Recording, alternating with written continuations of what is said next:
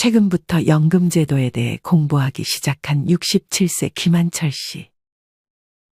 김 씨는 연금에 대해 공부하면 할수록 불만이 쌓여가고 있었습니다.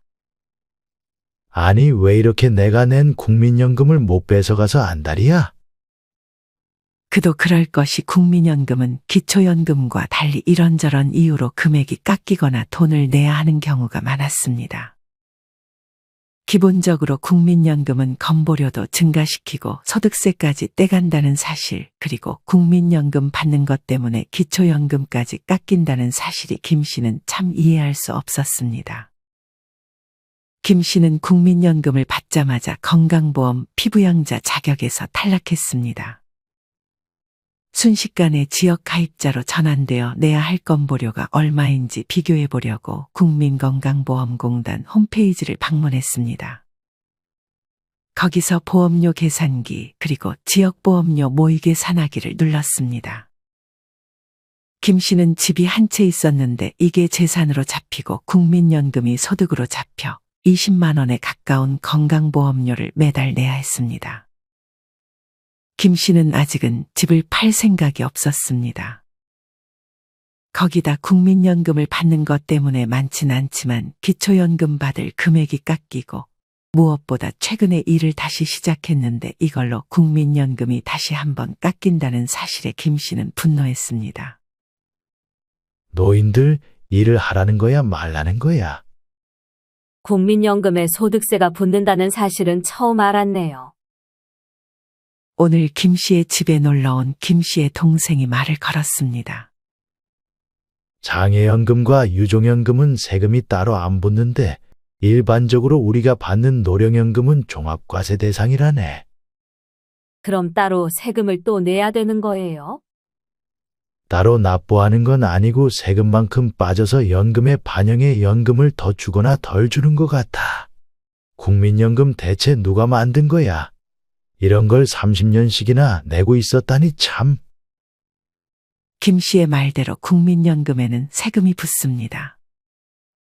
연간 770만 원 이하의 금액을 받는다면 따로 세금이 붙지 않지만 그 이상부터 세금이 붙기 시작합니다. 연간 1,000만 원의 연금을 받을 시에 연에 11만 원의 세금이 붙고 1,500만 원을 받을 시 연에 36만 원, 연간 2천만 원의 국민연금을 받을 시 연에 63만 원 정도의 세금이 부과됩니다. 연간 2천만 원을 받게 된다면 한 달에 대략 5에서 6만 원 정도의 국민연금이 감액되는 것입니다. 연금 고갈된다는 얘기도 있던데 그 얘기는 들었어요? 뉴스 보니 2054년쯤에 고갈될 거라는 전망이 있던데 또 어떻게 될지 모르지. 그냥 빨리 받을 걸 그랬어. 근데 국민연금 조기 수령하면 손해본다는 말이 있던데 아닌가요? 나도 그 말 듣고 최대한 늦게 연기연금까지 신청해서 받았는데 대충 계산해보니 조기 수령해도 70 후반에서 80세까지 받는 걸로 생각하면 손해는 아니야. 물론 그 이상 되면 손해긴 하지만 큰 손해도 아니고 무엇보다 그 이상 살게 될지 어떻게 장담해. 당장 1년 뒤도 모르는데. 김 씨는 동생에게 말한 것처럼 국민연금을 늦게 신청한 것을 후회하고 있었습니다. 잘 알아보지 않고 일찍 받으면 30% 손해본다는 말만 듣고 결정한 것이 화근이었습니다. 김 씨는 항상 나중에 일하지 못하는 몸 상태가 됐을 때를 대비해 국민연금 받는 것을 최대한 늦게 받자고 생각했습니다. 하지만 김 씨는 건보료에 대해 무지했습니다. 연금액이 늘면 건보료도 는다는 것을 몰랐습니다. 김 씨는 이런 사실을 공부하지 않고 그저 나이 들어 한 달에 더 많은 연금을 받아서 좀 편하게 남은 여생을 보내고 싶었습니다. 그전까지는 최대한 목돈을 아껴가며 생활했습니다. 김 씨는 자신은 물론 아내에게까지 절약하라고 잔소리를 많이 했습니다. 김 씨는 항상 아내에게 몇 년만 지나면 다 보상해 주겠다는 말을 했습니다. 하지만 그때는 이미 늦은 때였습니다. 김 씨의 아내는 작년에 유방암 말기 판정을 받고 세상을 떠났습니다. 김 씨는 끝내 아내와 여행 한 번 가보지 못하고 좋은 식당 한 번 데려가 보지 못한 것이 크게 한이 되었습니다. 동생은 그런 김 씨를 위로했습니다. 김 씨가 일을 시작한 것도 집에 있는 것이 너무 괴로웠기 때문이었습니다. 근데 일을 한다고 국민연금을 대체 왜 깎는 거예요? 그러니까 더 웃긴 건 이자나 배당으로 받는 소득은 아무리 많이 받아도 국민연금에 아무런 영향도 주지 않고 일에서 번 소득이랑 사업소득, 임대소득에 한해서만 국민연금을 깎는다는 사실이야. 할 거면 다 감액하고 안 할 거면 다 그냥 하지 말지. 왜 어떤 건 그냥 봐주고 어떤 건 감액하는 거예요? 노인 일자리 창출이다 뭐다 하면서 일하라더니 일을 하라는 건지 말라는 건지. 한 달에 얼마를 벌면 감액되는 거예요? 보니까 300만 원 정도였던 것 같은데 정확히는 298만 9천 원이네. 저 아는 사람은 지금도 일하고 임대소득까지 합치면 400만 원 정도 버는 것 같은데 이럴 경우에는 국민연금이 얼마나 깎이는 거예요? 400만 원이면 기준인 298만 9천 원보다 100만 원 이상 초과액이기 때문에 5만 원에서 15만 원이 깎일 수 있겠네. 이분이 국민연금으로는 100만 원 정도 받는다고 했으니까 10만 원 정도 깎인다고 가정하면 한 달에 국민연금으로는 90만 원만 받는 거네요. 근데 여기서 끝이 아니야. 아까 내가 국민연금이 종합과세 대상이라고 했잖아. 만약 국민연금 외에 다른 소득이 있으면 둘이 합쳐서 또 세금을 내야 돼. 종합과세도 소득 구간에 따라 다른데 만약 한 달에 400만 원에다 국민연금 100만 원 더하면 1년에 6천만 원이니까 세율은 24% 적용되겠네. 그러면 국민연금에 또 24%의 세율이 붙을 수도 있는 거지. 지방세 2.4%는 뺀 거야. 지방세까지 더하면 총 26.4% 세금을 내야 할 수 있어. 물론 공제 여부에 따라 차이가 있을 수 있으니 정확하게 알아보려면 관련 센터나 세무사한테 문의해보는 게 좋아. 이게 끝이면 다행이지. 건보료는 아직 계산 안 한 거잖아요? 맞아. 국민연금으로 100만 원 받으면 여기에서 절반인 50만 원에 대해서 건보료를 계산하게 되는데 50만 원에서 7.09%를 곱해주면 돼. 50만 원에서 7.09% 곱하면 얼마지? 김 씨의 동생은 계산기를 두들겨 봤습니다. 3만 5천 원 정도 나오는 것 같네요. 거기다 크진 않지만 장기요양 보험료율이 적용돼서 조금 더 올라. 그분의 정확한 재산은 모르겠지만 재산과 소득에서 나오는 건보료에다가 국민연금을 받으면서 추가된 건보료까지 내야 하게 되는 거지. 박서방은 지금 어때? 안 그래도 그것 때문에 저희도 고민이 많아요. 한 명이라도 소득 기준 초과하면 부부가 동반으로 피부양자 탈락할 수 있다면서요? 맞아. 피부양자 자격 조건이 연간 소득 2천만 원으로 줄어들면서 28만 명 정도가 피부양자에서 박탈당했는데 이 중 배우자가 피부양자 자격을 상실한 경우가 40%나 돼. 진짜 무슨 생각으로 피부양자 자격 기준을 그렇게 낮춘 건지 모르겠네요. 그리고 하나 더 얘기해 주자면 국민연금 받는 금액에는 약간의 함정이 있어. 그래서 계산할 때 현재 가치와 미래 가치를 잘 따져봐야 해. 잘못 계산하면 생각보다 연금이 부족하게 느껴질 테니까. 국민연금은 소득이나 물가가 오르는 만큼 연금액이 올라가는 거 알지? 이건 국민연금 가입 내역 안내서에도 나와 있는 내용인데 만약 만 27세인 누군가가 월에 9만 원씩 국민연금을 내서 2019년부터 2051년까지 총 33년 납부했다고 가정했을 때 현재 가치로는 총 3,500만 원 정도의 보험료를 내는 건데 미래 가치로 봤을 때는 납부 보험료 총액이 7,200만 원 정도가 되는 거야. 그래서 나중에 생각보다 수령액이 달라질 수 있어. 그것도 메모해 놓을게요. 근데 이렇게 국민연금에서 다 빼갈 거면 진짜 왜 열심히 낸 건지 모르겠네. 제 지인 중 한 명은 그냥 기초연금 받으면서 편하게 놀고 먹는데 최근에 이런 제목의 기사가 있더라고. 국민연금 평생 내도 64만 원, 공짜 기초연금도 64만 원. 이게 현실인데 당연히 국민연금 성실히 낸 사람들은 화가 날 수밖에 없지. 요새 기초연금 40만 원까지 오른다고 하잖아.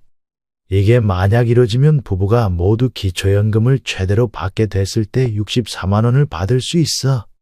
이건 부부감액제도가 적용된 금액이고 요새 또 부부감액은 폐지한다는 얘기도 있잖아. 이게 만약 폐지되면 이보다 더 받을 수도 있는 거지.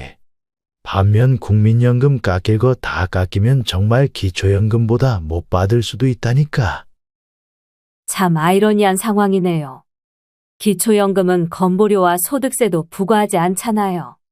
평생을 일한 사람들은 기초연금도 못 받고 받는 국민연금에서 건강보험료까지 가져가고 소득세까지 낸다면 누가 열심히 일할까 싶네요.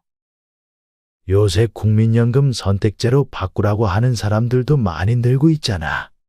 그렇게 말하는 게 이해가 되지. 그러면서 김 씨는 동생에게 마지막으로 건보료 부담을 줄이는 팁을 하나 설명해 줬습니다. 건보료를 아끼려면 해촉증명서라는 것을 알아야 합니다. 간혹 뉴스를 보면 갑자기 딱 한 번 들어온 수입이 지속되는 수입으로 간주되어 건강보험료가 한 번에 오르는 사례가 있습니다.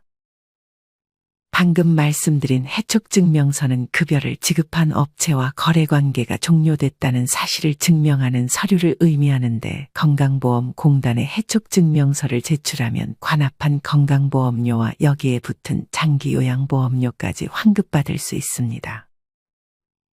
해촉증명서 양식은 인터넷으로도 다운받을 수 있습니다. 이후 거래한 업체의 직인을 받아 건강보험공단에 제출하면 됩니다. 그나저나 저희도 그냥 조기 수령할까 봐요. 실제 건강수명은 70세밖에 안 된다는 말이 있잖아. 60세에 빨리 받아서 늙기 전까지 재미나게 쓰는 것도 좋지. 나중 되면 돈 쓰기도 힘들어. 언제 저 세상 갈지도 모르고 연금 몇 번 받아보지도 못하고 돌아가신 분들도 많아. 김 씨는 국민연금을 나중에 조금이라도 더 받으려고 했는데 이렇게 조금의 금액에 집착하게 된 것은 늙으면 받을 것이 국민연금밖에 없었기 때문이었습니다. 김 씨가 가지고 있는 주택은 그냥 아들에게 물려줄 생각을 하고 있었습니다. 주변에서 그냥 주택연금 신청하라 했지만 그래도 아들을 위해 죽기 전에 하나는 물려주고 싶었습니다. 대신 미리 증여할 생각은 없었습니다. 주택연금은 최후의 선택이라고 생각하고 김 씨는 당장 일을 조금씩 했지만 이 일을 언제까지 할 수 있을지는 알 수 없었습니다.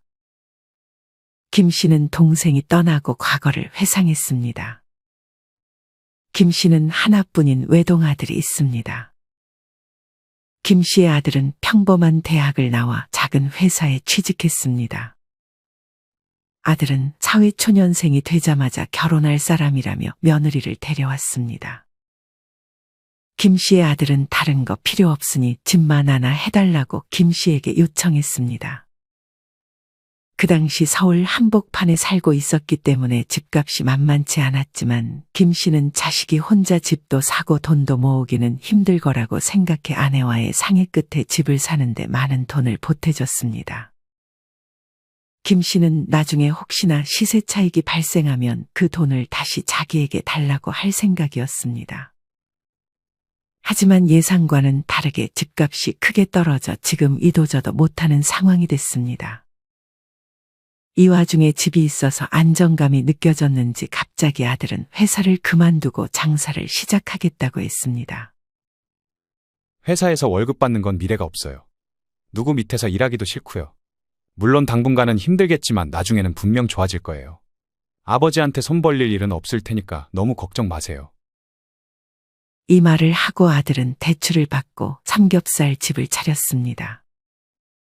하지만 경기가 어려웠는지 손님들이 많이 찾아오지 않았습니다. 첫 해는 거의 본전밖에 되지 않았습니다.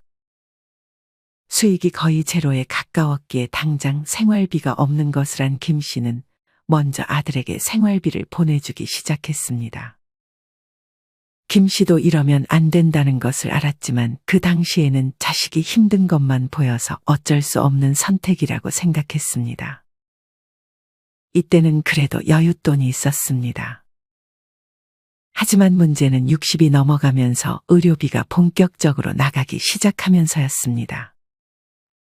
김 씨는 이때부터 두려움이 컸습니다. 무엇보다 말년에 너무 없이 살고 싶지 않아서 국민연금을 받는 것은 최대한 미뤄 넉넉한 금액을 받고 싶었습니다. 김 씨의 동생은 넉넉하게 보내고 싶다면서 아들한테 그렇게 다 해주면 어떡하냐고 김 씨를 나무랐습니다. 막상 생활비를 지원해 주다가 한 번은 김 씨가 원래 주던 날에 생활비를 보내지 않자 아들에게서 전화가 왔습니다. 아버지, 오늘까지는 꼭 보내주세요. 아들은 어느 순간부터 김 씨에게 받는 생활비를 당연하게 여기기 시작했습니다. 김 씨는 평생 아들에게 생활비를 줄 수는 없었습니다. 김 씨는 아내와 상해 후 아들에게 지금 상황을 잘 설명해주고 더 이상의 생활비는 주기 힘들다고 얘기했습니다. 그럼 저는 어떻게 해요? 당장 장사도 안 되는데. 장사 잘 될 때까지만 도와주세요. 우리 병원비 낼 돈도 이제 없다. 장사가 안 되면 얼른 접고 다른 일 알아보는 게 어때? 차라리 집을 팔고 작은 집으로 이사를 가든지. 돈 없으면 원룸에서 다시 시작할 줄도 알아야지. 힘들게 고생하는 건 싫은 거야. 김 씨는 아들에게 생활비를 지원해 준 것을 후회했습니다. 어떻게 해서든 아들이 벌인 일은 자기가 수습하게 했어야 했습니다. 이후 아들은 부모님에게 삐져서 연락도 오지 않았지만 장사를 그만두고 다시 회사를 잘 다니는 것 같았습니다. 우리 딱 5년만 아껴 살고 이후에 좀 여유 있게 살자. 김 씨는 자신의 생각을 아내에게 설득했습니다. 김 씨와 아내는 그렇게 나중에 여행을 갈 계획도 세웠습니다. 하지만 아내는 그 시간을 기다려주지 않았습니다. 김 씨는 건강하고 조금이라도 체력이 좋을 때 아내와 인생을 즐기지 못한 것을 후회했습니다. 김 씨도 이제는 아내가 없으니 연금을 받아도 막상 쓸 데가 많지 않았습니다. 물론 아직은 자식에게 손을 벌리지 않아도 된다는 사실이 좋았지만 혼자서 무언가를 할 계획은 아직 세우지 못했습니다. 김 씨는 아내와 쓰기로 한 것들을 혼자 쓰기가 죄스럽기도 했습니다. 김 씨는 과거에 아끼는 걸 최고라 생각하고 항상 나중 일을 걱정한 것을 크게 후회했습니다. 여러분은 김 씨의 이야기를 어떻게 들으셨나요? 아들에게 너무 많은 지원을 한 부분과 마지막에 주택연금을 포기한 것은 조금 아쉬운 선택인 것 같습니다. 물론 연금 수령 시기는 각자의 상황에 맞게 결정해야 합니다. 무조건 조기 수령이 좋다, 연기연금이 좋다는 것은 없지만 만약 아프기 전에 혼자 혹은 배우자와 많이 즐기고 싶다 하는 분들은 조기 수령이 좋은 선택이 될 수 있습니다. 이렇게 연금 등의 노후 준비와 관련한 정보들을 여러분은 잘 알아보고 계신가요? 김 씨처럼 제대로 알아보지 않는다면 건보료를 갑자기 많이 내야 할 수도 있고, 해촉 증명서라는 것을 모르고 제출하지 않는다면 과하게 부담된 건보료를 이유도 없이 계속 내는 경우도 있습니다. 여러분은 연금을 포함하여 노후를 잘 준비해 나가고 계신가요? 노후를 잘 준비하라는 말은 이젠 조금 식상한 말처럼 들릴지는 몰라도 너무 중요하기 때문에 한 번씩 나의 노후 준비가 어떤 상태인지 돌아보는 것이 좋습니다. 노후 준비에는 연금 등의 소득뿐 아니라 마음가짐과 거처도 매우 중요합니다. 지금부터는 이런 노후를 위해 알면 좋은 지혜 5가지에 대해 알려드리겠습니다. 오늘 영상 끝까지 시청하여 여러분께 도움되는 정보들 다 얻어가셨으면 좋겠습니다. 그럼 다시 이어가겠습니다. 첫째, 친화력보다 고동력을 키워라. 배우자와 사별하는 경우가 아니라도 후반 인생이 길어지면서 혼자 보내야 할 시간 역시 점점 늘어나기 마련이다. 이때 경제적인 능력 못지않게 중요한 것이 홀로 보내는 시간을 정신적으로 건강하게 즐기는 능력이다. 나는 가끔 후배들과의 회식 자리에서 50대가 되면 혼자 점심을 먹을 수 있는 습관을 키우라는 반농담조의 조언을 하곤 한다. 세월의 두께가 쌓이고 나이가 들면서 남의 눈을 의식하지 않고 혼자 점심을 먹을 수 있는 용기가 얼마나 중요한지를 깨닫게 되었기 때문이다. 그런데 우리나라 사람들은 혼자 밥 먹기를 꺼리는 것 같다. 혼자 식사를 하면 괜히 이상한 사람처럼 보이진 않을까, 심지어 왕따라도 당하는 것처럼 생각하는 이들도 있다. 남의 눈을 의식하지 않기란 좀처럼 쉽지 않다. 왠지 혼자 무언가를 하는 것이 초라하게 느껴지기 때문이다. 그럴 때마다 도움이 되는 말이 있다. 대학 시절 다니던 경동교회 강원용 목사님으로부터 들은 얘기인데, 목사님이 해주신 설교의 전후 맥락은 전혀 기억나지 않지만 이상하게도 오로지 한 문장만 생각난다. 바로 프랑스 철학자 장 폴 사르트르의 말이다. 인간은 타인의 눈길에서 지옥을 경험한다. 남의 눈을 의식하는 데서 벗어나는 게 얼마나 중요한지 모른다.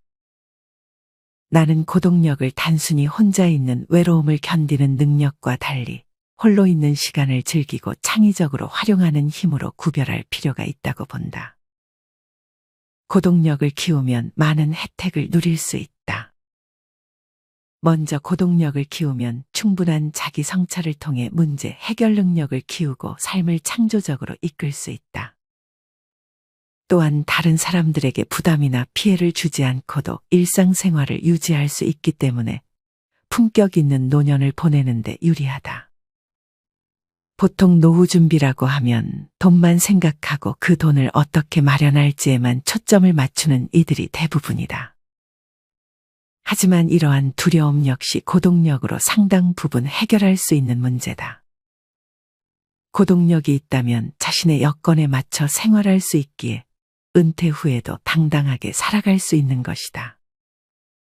다시 한번 말하지만 100세 시대에는 자신의 의지나 바람과 상관없이 혼자 사는 시간이 길어질 수밖에 없다.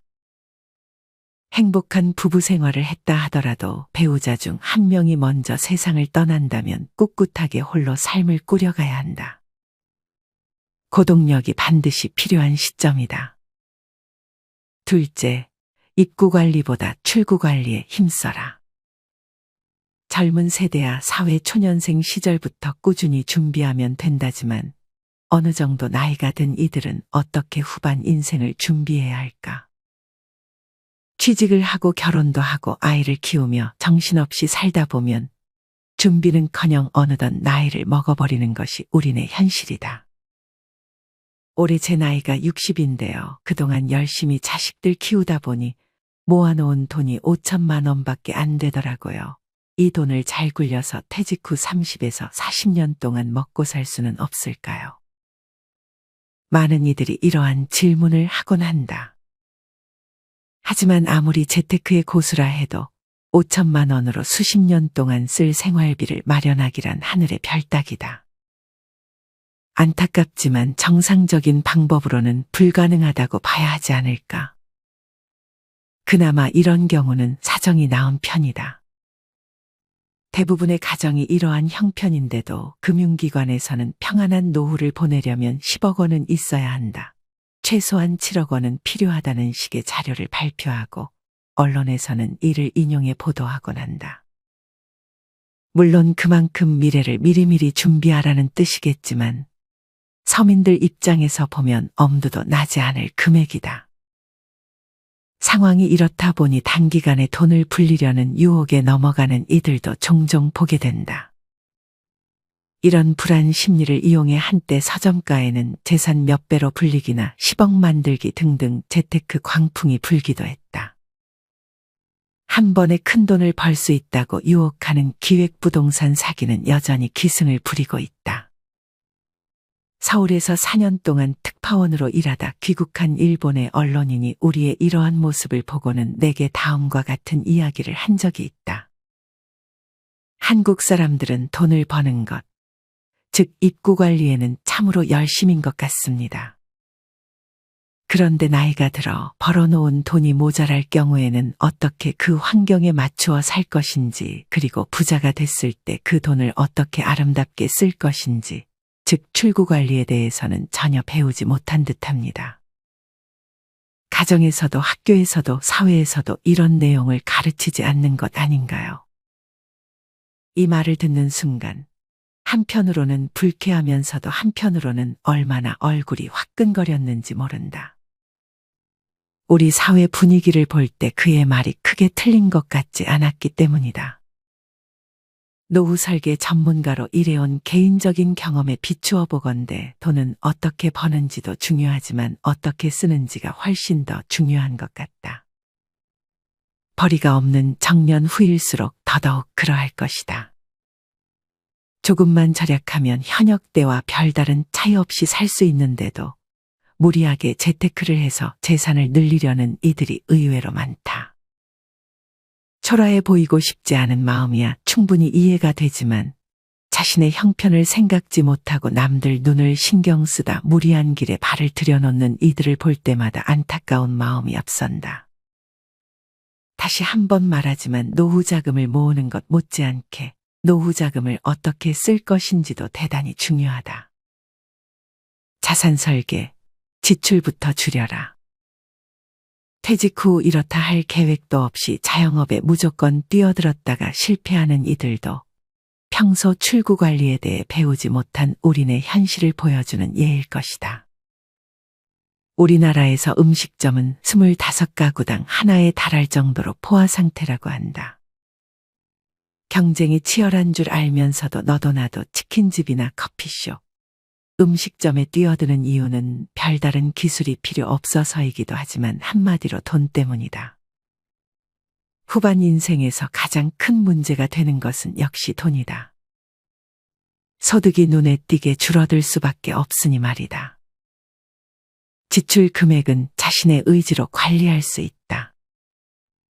반면 금리나 주가는 그 누구도 컨트롤할 수 없다. 수입 또한 노력한다고 해서 무작정 늘어나는 것은 아니다. 결국 자신의 힘으로 관리할 수 있는 것은 가계 지출을 줄이는 것뿐이다. 절약이라는 전략은 중요한 투자법이기도 하다. 절약하지 않는 것은 가장 투자 효율이 높은 투자 상품을 눈앞에 두고도 외면하는 것과 같다.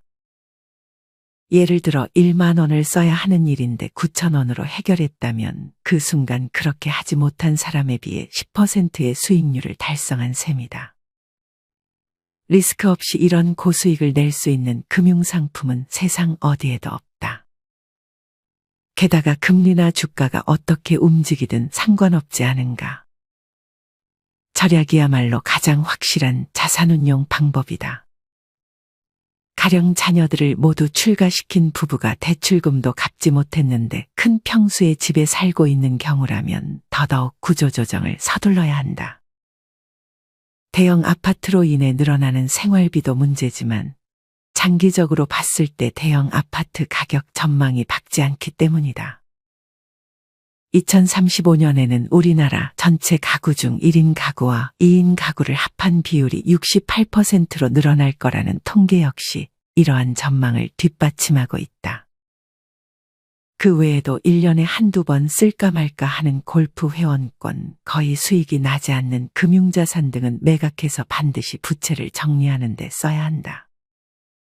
후반 인생의 자산 관리는 가계의 구조 조정에서부터 시작해야 한다는 사실을 꼭 기억하자. 셋째, 체면을 버리는 것은 최고의 경쟁력이다. 가장 중요한 삶의 경쟁력 중 하나가 오래 일하는 것임은 누구도 부인할 수 없는 사실일 것이다. 오래 일하면 삶의 활력을 유지할 수 있고 돈을 벌어 노후 자금에 대한 부담도 줄일 수 있기 때문이다. 지금까지 만나온 사람들을 보면 오래 일하는데 가장 큰 걸림돌은 조건이나 나이가 아니라 체면인 것 같다. 아이러니하게도 사회적으로 높은 위치에 오른 사람들일수록 사정은 더욱 만만치 않다. 대기업의 고위직으로 일하다 돌아가신 분의 자제와 대화를 하다 보니 퇴직 후 고인이 심정적으로 가장 불편해했던 것은 자동차와 운전기사가 사라진 것이었다고 한다. 알게 모르게 남들이 자신을 어떻게 보는지를 은근히 마음에 두고 있었던 모양이다. 이처럼 사람은 지위가 높으나 낮으나 체면을 중요시하는 듯하다. 하지만 지금처럼 준비되지 않은 30에서 40년을 살아야 하는 시기에는 체면을 어떻게 잘 버리는지가 개인의 경쟁력을 크게 좌우할 것이다. 나이가 들어서까지 일을 하려면 좋은 일은 젊은 사람에게 양보하고 허드렛 일을 해야 한다는 사실을 자연스럽게 깨닫게 된 것이다.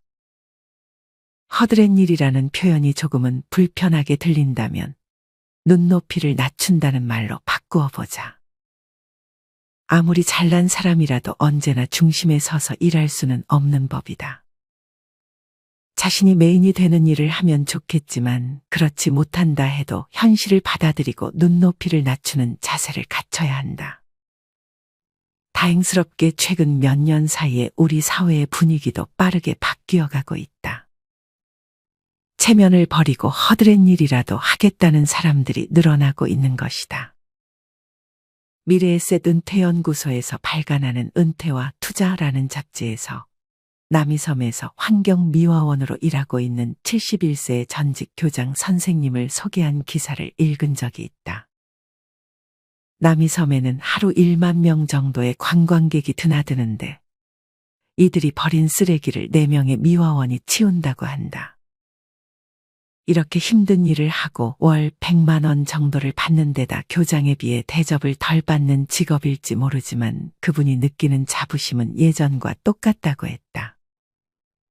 그 전직 교장 선생님은 일하는 즐거움과 환경을 가꾸는 보람을 안고 일터로 향하는 자신을 행복한 미화원이라고 소개했다. 그 밖에 지하철 택배 일을 하는 전직 무역회사 사장과 리서치 회사의 전문 조사요원으로 일하는 전직 대기업 간부 등 체면을 버리고 주위의 시선을 의식하지 않은 채 당당하게 일하는 사람들이 우리 사회에도 점차 늘어나고 있다. 개인적인 경험에 비추어 볼 때 노후에 일을 꼭 해야 하는 이유는 하나 더 있다. 똑같은 노후 자금을 갖고 있더라도 일이 있는 사람과 그렇지 않은 사람의 차이는 크다. 소일거리라도 하는 사람은 마음이 덜 불안하지만 아무 일도 하지 않는 사람은 쓸데없이 욕심을 내거나 겁을 내기 마련이다. 자신의 일에 전념하며 현명하게 수입을 관리할 수 있다는 점 때문에라도 평생 현역이야말로 최고의 노후 대비라 할 수 있을 것이다. 게다가 오늘날과 같은 저금리 시대에는 한 달에 50만 원만 벌어도 은행에 2억 원의 정기예금을 넣어둔 것과 마찬가지의 효과를 발휘한다. 정기예금 2억 원을 모은다는 게 말처럼 그리 쉬운 일인가? 월 50만 원의 근로소득이 2억 원의 정기예금과 같은 효과임을 감안한다면 평생 일하는 것이 얼마나 중요한지 알 수 있다. 한치 앞을 알 수 없는 것이 우리네 인생이기에 체면을 버리고 어떤 일이든 하겠다는 마음가짐이 절실히 필요한 시대다. 넷째, 집에 대한 생각, 이제는 바꿔라. 주택의 규모를 줄여라. 고령사회를 일찍 경험한 일본에서는 노부부만 살거나 배우자가 사별에 혼자 살 경우 18에서 20평쯤 되는 작은 집을 고른다고 한다. 입지적으로는 쇼핑, 의료, 취미, 오락, 친교를 가까운 데서 해결할 수 있는 도심에 자리 잡고 있으며 그 중에서도 가장 선호하는 입지는 병원이 가까운 곳이라고 한다. 그런데도 여전히 우리나라의 경우 자녀들을 독립시킨 부부가 큰 평수의 집을 고집하는 모습을 자주 보게 된다. 심지어 자녀가 결혼하면 새로운 식구가 들어오기 때문에 집을 넓혀야 한다고 주장하는 이들도 있다. 사위나 며느리가 들어왔으니 큰 집이 필요하다는 것이다. 1년에 몇 번 와서 머물다 갈지도 모르는 자녀들 때문에 그렇게 꼭 넓은 집에 사는 게 옳은 것일까? 게다가 정기적인 수입이 있을 때는 관리비에 대한 부담이 적었을지 몰라도 퇴직 후에는 이 또한 결코 만만치 않다. 게다가 집에 관한 모든 문제는 가격적 측면을 떠나 라이프 스타일을 고려해야 한다. 왕성하게 현역으로 활동하던 시절에야 주택은 보금자리인 동시에 좋은 투자 수단이었을 것이다. 그러나 퇴직 후에는 집에 대한 관점을 새롭게 정리할 필요가 있다. 무엇보다 병원이나 쇼핑시설은 가까운지, 노부부가 살기에 적합한 크기인지, 이웃은 어떤 사람인지 등을 잘 살펴야 할 것이다. 주택연금을 활용하라. 은퇴 전에 살던 집을 줄여 작은 집으로 옮긴다 해도 늘어난 후반 인생을 감안하면 생활비가 턱없이 부족하기 마련이다. 그런데 가진 것이라곤 살고 있는 집 한 채뿐이라면 이를 어떻게 활용해야 할까? 이때 가능한 것이 바로 주택연금이다. 주택연금은 살고 있는 집을 담보로 주택 소유자 및 배우자가 사망할 때까지 연금을 수령하는 제도다. 외국에서 은퇴자를 위해 실시되는 영모기지론이 우리나라에서는 주택연금이라는 이름으로 시행되고 있다. 다섯째, 지금 당신의 모습이 노후를 만든다. 인간은 누구나 늙는다. 자연히 언젠가는 노후를 맞이하게 된다. 그런데 안타깝게도 노후라고 하면 많은 젊은이들이 아주 먼 이야기처럼 받아들인다. 평균 수명이 길어지면서 노후를 무조건 어둠의 그림자처럼 부정적인 뉘앙스로 바라보는 시선도 적지 않다. 심지어 오래 살게 된 덕분에 마지못해 살아야 하는 시간처럼 짐스럽게 여기는 이들도 있다. 지금 우리에게 필요한 것은 노후에 대한 인식의 전환이다. 노후를 사회의 뒤편으로 물러나 가만히 생의 마지막을 기다리는 시간쯤으로 생각해서는 결코 안 된다. 인간은 누구나 늙는다는 사실을 받아들이되 경제적으로 그리고 정신적으로 가장 풍요롭고 활기찬 시간이 노후이자 노년임을 잊지 말아야 한다. 물론 우리네 인생이 그렇듯 아름다운 노후를 보내는 것이 말처럼 쉽지만은 않을 것이다. 자식들 키우고 하루하루 살기도 힘든 마당에 미리미리 노후를 챙기기가 어디 만만한 일이던가. 하지만 그럴수록 젊은 시절부터 부단한 노력을 해야 한다. 노후를 먼 나라 이야기쯤으로 생각지 말고 인생 설계에서 빼놓을 수 없는 주된 테마로 인정하고 차근차근 계획을 세워보자. 오늘의 영상이 여러분에게 도움이 되셨나요? 아무리 바쁘고 여유가 없어도 노후를 대비하는 시간을 반드시 한 달에 한 번씩은 가져보는 것이 좋습니다. 월초나 월말 그 외의 날짜 하루를 정해서 내가 꿈꾸는 노후에 대해서 적어보고 내가 지금 그 방향으로 잘 가고 있는지 체크해보는 시간을 가져보시면 좋을 것 같습니다. 이상으로 오늘의 영상을 마치겠습니다. 우리 모든 구독자분들의 행복한 여생을 응원합니다.